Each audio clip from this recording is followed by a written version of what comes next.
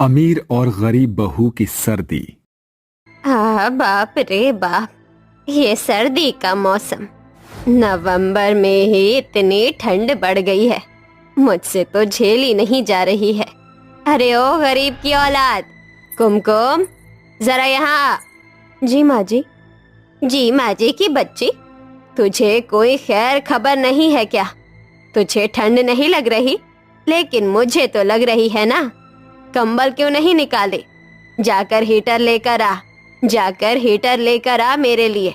और भूल मत, कुछ दिनों में तेरे देवर की शादी है, तो शादी की तैयारी का ख्याल रख। जी माँ जी। कुमकुम तुरंत स्टोर रूम में जाकर कंबल, रजाई और हीटर निकाल देती है। वो हीटर साफ करके गोमती के पास हीटर रखती है कि तभी वो हीटर गिर जाता है। ये देखकर गोमती उसका हाथ मोड़ देती है। ए पागल औरत, हीटर को प्यार से नहीं रख सकती थी? तू क्या दहेज में लेकर आई है? गरीब कहीं की। पता भी है ये हीटर कितने का है? आह! छोड़ दीजिए माँ जी, मुझे छोड़ दीजिए, मुझसे गलती से हो गया। और हीटर ठीक है, मैं अभी चालू कर देती हूँ, दोबारा ऐसी गलती नहीं होगी। मैंने तुझे पहले भी कहा है कि सारे काम संभल कर किया कर। तेरी माँ ने दहेज में 10 लाख रुपए नहीं दे दिए थे, बस एक हल्की सी चेन अंगूठी रख दी। माँ जी, मेरी माँ आपको जितना दे सकती थी उन्होंने उतना दिया, यहाँ तक कि अपना घर भी बेच दिया। फिर भी आप कहती रहती हैं। तेरा मुंह फोड़ दूंगी अगर तूने मुझसे जुबान लड़ाई तो, समझी?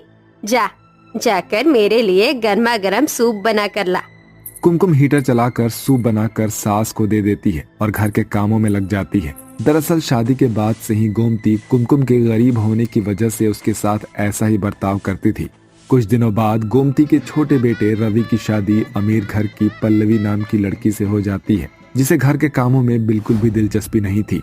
पहली रसोई के दिन गोमती पल्लवी से खाना बनाने को कहती है। व्हाट? मैं पहली रसोई का खाना बनाऊंगी? मैंने जिंदगी में अपने बंगले में खाना नहीं बनाया। नौकर मेरे सामने खाना लाकर रखते थे। मैं इतने अमीर घर से आई हूँ, आपके घर की नौकरानी का काम तो नहीं करूंगी माँ जी। और मेरे पास आपके लिए सोने का नेकलेस है, चाहिए कि नहीं चाहिए?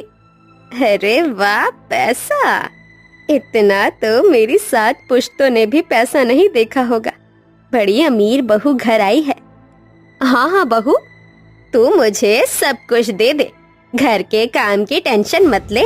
उसके लिए गवार गरीब है ना, कुमकुम ये घर का ख्याल रख लेगी। बस ऑर्डर कर। बिल्कुल माँ जी। अच्छा, तो मेरी गरीब जेठानी जी, मुझे बहुत ठंड लग रही है, तो मेरे लिए सूपी नूडल्स बना दीजिए। जेठानी जी, आपने कभी नूडल्स खाए हैं? लगता नहीं है आपकी शक्ल देखकर। नहीं पल्लवी, कभी इन सब का मौका ही नहीं मिला। शायद वो वजह पैसे भी है। मैं तुम्हारे लिए नूडल्स बना देती हूँ। बहू, मुझे भी खाना है गरम गरम। क्या है ना, मैंने कभी खाई नहीं है। अरे हाँ माँ जी, आपको भी मिल जाएंगे। माँ जी, अब तो और भी ज्यादा ठंड बढ़ गई है, मुझे शॉल चाहिए थी। अच्छा, तेरी माँ रख कर गई थी कि तेरा बाप मुझे देकर गया था? मेरे पास कोई शॉल नहीं है, जाकर काम कर। आजा बहू, हम हीटर वाले कमरे में चलते हैं। दोनों सास बहू आराम से कमरे में नूडल्स का इंतजार करती हैं। वहीं कुमकुम ठंड में ठिठुर कर उनके लिए नूडल्स बनाती है। बाप रे, आज मुझे बहुत ठंड लग रही है। मेरी शॉल फट गई है और स्वेटर भी खराब है। क्या पहनूं मैं? शिवेंद्र जी से ही कह दूंगी मैं। फिर कुमकुम नूडल्स बनाकर उन्हें दे देती है और पल्लवी चिढ़ाकर खाती है। दिन गुजरते हैं और गोमती अपनी अमीर बहू के ही गुणगान गाया करती थी। साथ के साथ सर्दियां भी बढ़ जाती हैं, जिससे कुमकुम को घर के काम करने में बड़ी कठिनाइयों का सामना करना पड़ता था। ठंडे पानी में उसे बहुत ज्यादा कपड़े और बर्तन धोने पड़ते थे। एक दिन कुमकुम के हाथ सूज गए थे। मेरे हाथों में बहुत दर्द हो रहा है, उंगली आकड़ सी गई है, काम भी नहीं करा जा रहा। एक बार माँ जी से बात करती हूँ। कुमकुम अपनी सास के पास जाती है। माँ जी, मैं कह रही थी कि आप छोटे वाला गीजर लगवा देती, उससे कपड़े और बर्तन धोने में आसानी होती। अच्छा, पैसे पेड़ पर उग रहे हैं या तेरे नाजुक हाथों में जान नहीं है? चुपचाप से ऐसे ही घर के काम कर, गल नहीं जाएगी ठंडे पानी में काम करने से। कोई गीजर नहीं लगेगा घर में। बिल्कुल सही कहा माँ जी, जरूर इनका काम से बचने का तरीका है ये। मुझे बहुत ठंड लग रही है, कुछ कीजिए ना माँ जी मेरा। ठीक है, मैं तेरी सर्दी भगाने के लिए सौंठ और मेवे के लड्डू बना देती हूँ। रोज खाएगी ना तो चंगी रहेगी।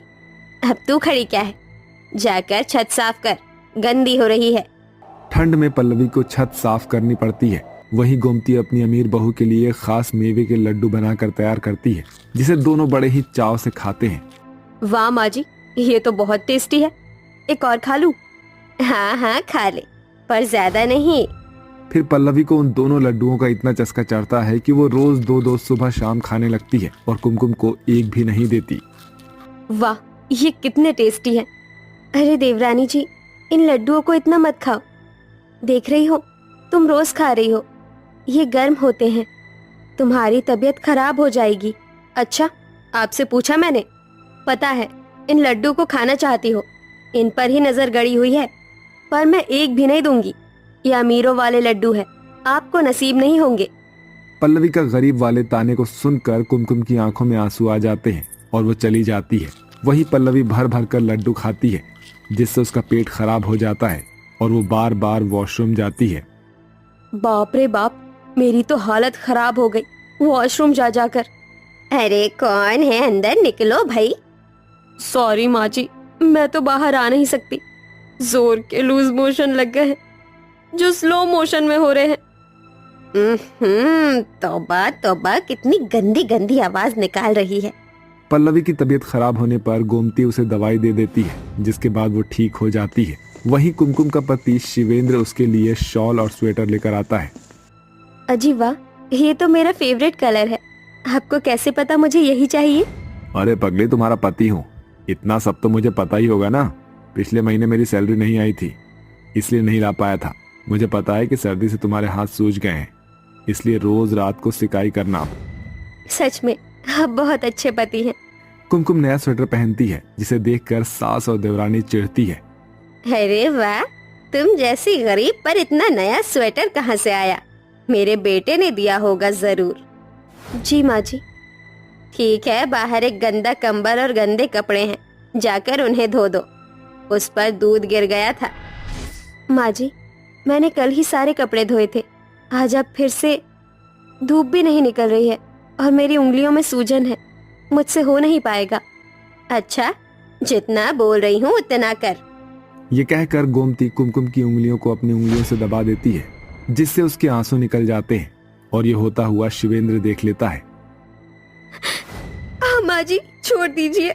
बस माँ, दूर हटो मेरी पत्नी से। आपको क्यों लगता है कि मुझे कुछ भी नहीं पता है? मैं सब जानता हूँ, बस आप औरतों के बीच कुछ कहता नहीं हूँ। अब मैं अपनी पत्नी पर और जुर्म नहीं सह सकता हूँ, इसलिए मैं और ये हम दोनों इसके मायके जा रहे हैं कुछ दिनों के लिए। हाँ ठीक है, जा बन जा उसका जोरू का गुलाम। शिवेंद्र कुमकुम के साथ उसके मायके पहुंच जाता है। वहीं उसके जाने के बाद गोमती घर के काम करने के लिए पल्लवी से कहती है, अरे ओ छोटी बहू, जरा मेरे लिए अदरक वाली चाय बना कर लिया, बहुत सर्दी लग रही है। मैं क्यों बनाऊंगी? मैंने पहले ही बोला था आपको, मैं आपकी नौकरानी नहीं हूँ। मेरी अमीरगिरी मुझसे ये कभी नहीं करवाएगी। आप ही मेरे लिए चाय बना कर ले आइए, वरना मैं घर से चली जाऊंगी।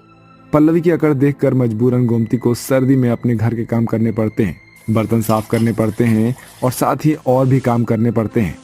सर्दी में काम करने के बाद उसे एहसास होता है कि कुमकुम किस तरह से घर को संभालती थी। हे भगवान, ये क्या हो गया मुझे?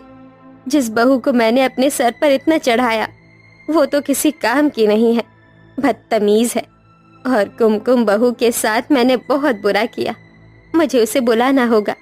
गोमती रोते हुए अपनी बहू को फोन करके माफी मांगती है और उसे घर बुलाती है। बहू, मुझसे गलती हो गई, घर वापस आ जा, मैं तेरे पैर पड़ रही हूँ। मुझे समझ आ गया तू कितना परेशान होकर घर का काम करती थी। अब कभी तुझे गरीबी का ताना नहीं दूंगी। पैसे ही सब कुछ नहीं होते, कुछ रिश्ते भी अनमोल होते हैं। शुक्र है माँ जी कि आपको अपनी गलती का एहसास हुआ। मैं वापस आ रही हूँ। कुमकुम अगले दिन ही वापस अपने पति के साथ ससुराल आ जाती है और गोमती पल्लवी को बहुत खरी खोटी सुनाती है, जिसके बाद उसे घर की जिम्मेदारी समझ आती है और फिर दोनों बहू प्यार से घर को संभालते हैं। तो दोस्तों, मैं तो अपने ससुराल वापस आ गई। आप पल्लवी जैसी गलती मत करना, क्योंकि पैसा अच्छे अच्छे को रिश्तों में अंधा कर देता है, जिससे रिश्ते खराब हो जाते हैं। अमीर ससुराल में गरीब देवरानी का ठंड में पहला दिन। चलो मेरा काम तो हो गया, अब घर के लिए निकलता हूँ। प्रदीप जल्दी से अपनी गाड़ी में बैठता है और घर के लिए रवाना हो जाता है कि तभी अचानक उसका एक्सीडेंट हो जाता है। अरे वो देखो, वो आदमी उस गाड़ी में ही फंसा हुआ है। चलो चलकर उसकी मदद करते हैं। अरे उसकी गाड़ी का पेट्रोल लीक हो रहा है, कभी गाड़ी ब्लास्ट हो सकती है। अगर हम उसकी जान बचाने जाएंगे तो अपनी जान से हाथ धो बैठेंगे। डर के मारे कोई भी प्रदीप की मदद नहीं कर रहा होता है कि तभी वहीं से गुजरी रेशमी नाम की लड़की ये सब देख लेती है। वो भागकर प्रदीप के पास जाती है और उसकी मदद करने लगती है। हटो वहाँ से, वो गाड़ी कभी भी ब्लास्ट हो सकती है। इसी डर से आप किसी को ऐसे मरता छोड़ रहे हैं? रेशमी जल्दी से प्रदीप को गाड़ी से निकालती है और उसे हॉस्पिटल लेकर जाती है। डॉक्टर साहब, अब वो कैसे हैं? अभी हम कुछ नहीं कह सकते हैं, उनकी हालत काफी गंभीर है। एक्सीडेंट में उनका काफी खून बह चुका है और उनका ब्लड ग्रुप भी हमारे अभी हॉस्पिटल में अवेलेबल नहीं है। उनका ब्लड ग्रुप क्या है? ए पॉजिटिव। मेरा ब्लड भी ए पॉजिटिव है। आप मेरा ब्लड उन्हें दे दीजिए, उनकी जान को कुछ नहीं होना चाहिए। रेशमी जल्दी से अपना खून डोनेट करती है, जिसके बाद कुछ ही देर में प्रदीप को होश आ जाता है। आपका बहुत बहुत शुक्रिया। अगर आज आप ना होती तो शायद मैं उस गाड़ी में ही तड़प तड़प के मर जाता। पता नहीं मैं आपका एहसान कैसे चुकाऊंगा, इसलिए मैं आपको ये चेक दे रहा हूँ। इस चेक में आप अपनी मर्जी का अमाउंट भर सकती हैं। अपनी जिंदगी का मोल पैसों से कर रहे हैं? मुझे आपके पैसे नहीं चाहिए। जो पैसे आप मुझे देंगे उससे गरीबों को खाना खिला देना। आपको बदले में बहुत सारी दुआएं मिलेंगी। अब मैं चलती हूँ। रेशमी की खुददारी से प्रदीप बहुत खुश होता है। थोड़ी देर में प्रदीप के माता पिता भी हॉस्पिटल आ जाते हैं। प्रदीप बेटा, तो ठीक है ना? हाँ माँ, मैं ठीक हूँ, आप फिक्र मत कीजिए। लेकिन देवर जी, वो लड़की थी कौन जिसने आपको खून दिया? कहीं किसी गरीब ने तो आपको खून नहीं दिया? बहू, ये तुम कैसी बातें कर रही हो? वो लड़की अमीर हो या गरीब, उसकी वजह से आज हमारा बेटा ठीक है। प्रदीप को इन सभी बातों से कोई फर्क नहीं पड़ता। प्रदीप बस रेशमी के ही ख्यालों में खोता है। प्रदीप हॉस्पिटल से रेशमी के घर का पता निकलवाता है और उसके घर जाता है। माँ, आप दवाई ले लीजिएगा, मैंने यहाँ रख दी है। बेटा, शादी करने की उम्र में तू अपनी बूढ़ी माँ की सेवा कर रही है। मुझे माफ कर दे। मेरी वजह से तुझे बाहर नौकरी करके मेरी दिन रात सेवा करनी पड़ती है। आप ऐसा क्यों कह रही हैं माँ? माँ की सेवा करना कोई गलत बात है? आप ज्यादा मत सोचिए। दवाई टाइम से खा लेना और अपना ख्याल रखना। रेशमी जैसे ही अपने घर से बाहर आती है, आप यहाँ? जी, वो मैं आपसे माफी मांगने आया था। जो मैंने कल आपके साथ बर्ताव किया, मैं उसके लिए बहुत शर्मिंदा हूँ। कोई बात नहीं, इट्स ओके।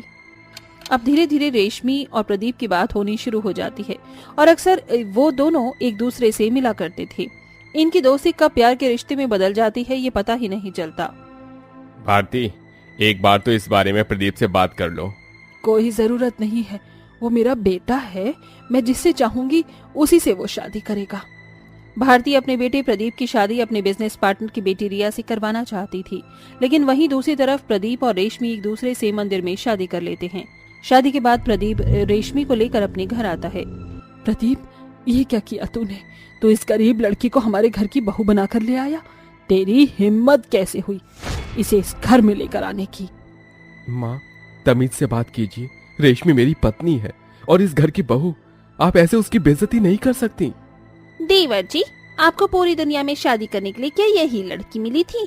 आपको पता भी है, माँ जी ने आपका रिश्ता कपूर साहब की बेटी से तय किया था।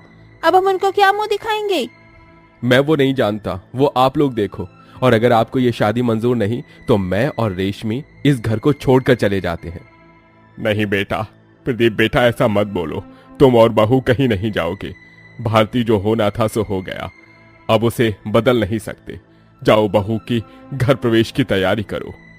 अपने बेटे को घर छोड़ता ज्यादा देख ना चाहते हुए भी भारती को इस शादी को मंजूर करना पड़ता है, लेकिन भारती के मन में रेशमी के खिलाफ एक अलग षड्यंत्र चल रहा होता है। आपका जाना जरूरी है क्या? मैं जानता हूँ आज हमारी शादी की पहली रात है, लेकिन क्या करूँ, मीटिंग इतनी इम्पोर्टेंट है इसलिए मुझे जाना पड़ रहा है। लेकिन मैं तुमसे वादा करता हूँ मैं जल्दी ही काम खत्म करके कुछ दिनों में वापस लौट आऊंगा। तब तक तुम अपना ख्याल रखना। प्रदीप के जाने के बाद रेशमी सो जाती है, लेकिन तभी वहाँ उसकी सास और जेठानी आती हैं। वो लोग रेशमी के मुंह पर बर्फ का ठंडा पानी डाल देते हैं, जिससे रेशमी घबरा कर उठती है। कौन है? कौन है? हम। और कौन? तेरी हिम्मत कैसे हुई इस बिस्तर पर सोने की? चल उठ यहाँ से। बड़ा शौक है ना तुझे मेरे बेटे से शादी करने का, अब तुझे बताती हूँ। इतना कहकर भारती रेशमी के बाल पकड़ती है और उसे घसीटते हुए घर के बाहर ले जाती है। ऐसा मत करिए, इतनी सर्दी रात में मैं यहाँ बाहर कैसे रहूंगी? जब एक रात सर्दी में काटेगी ना, तब तेरी अकल ठिकाने आएगी।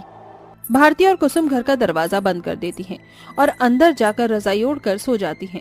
वहीं बेचारी रेशमी रात भर ठंड से बाहर कांप रही होती है। प्रदीप के न होने का फायदा भारती और कुसुम पूरी तरह से उठाते हैं और रेशमी से नौकरों की तरह घर के सारे काम करवाते हैं। पानी तो काफी ठंडा है, एक काम करती हूँ, गीजर चलाकर थोड़ा गर्म पानी कर लेती हूँ, वरना मेरे तो हाथ ही जम जाएंगे।